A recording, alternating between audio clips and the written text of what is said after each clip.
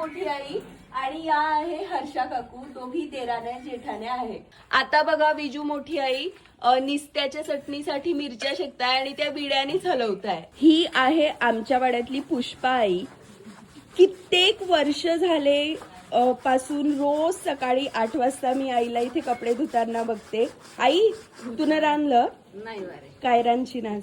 आता पाहू बरे. पाहू बरे, बाबाला विचारशील का? हा.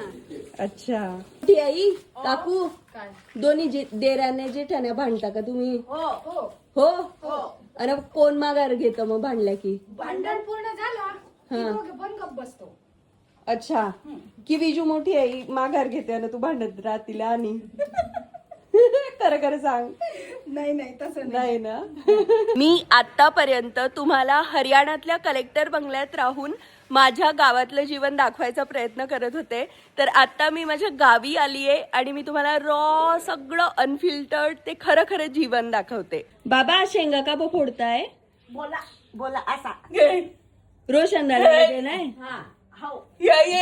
अच्छा अच्छा. मनोहर मोठे बाबांचा मुलगा रोशन दादा मुंबईत राहतो. तर त्याच्या बायकोला त्रास होऊ नये म्हणून बघा सुनेची काळजी म्हणून बाबा असे शेंगदाणे सोलून ठेवताय आणि ते रोशन दादाला मुंबईला पाठवणार आहेत. तुम्ही दोन्ही कितल्या वर्षापासून सोबत आहे?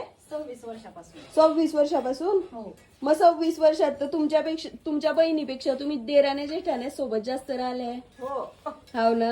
हो. कारण बहीण जो आहे तर तू लगन कितल्या वर्षी झालतं आई तुझं? माझं 92 साली झालं लग्न. नाही वय काय होतं? माझं 19.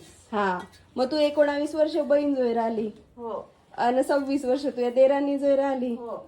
वा रे वा. आणि आज बी सोबत आहे. आता अजून पण सोबत आहे. हा. हे हात चुल्यावर भाकरी करतात, शेतातली कामही करतात आणि अशा प्रकारे काबाड कष्ट करून संसाराची गाडी चालवतात. आता मी निस्त्याची चटणी, मेथीची पोळी आणि कढी खाते, जे मला विजू मोठी आईंनी आणि हर्षा काकूंनी बनवून दिलंय. मस्त. कढी पण पिते.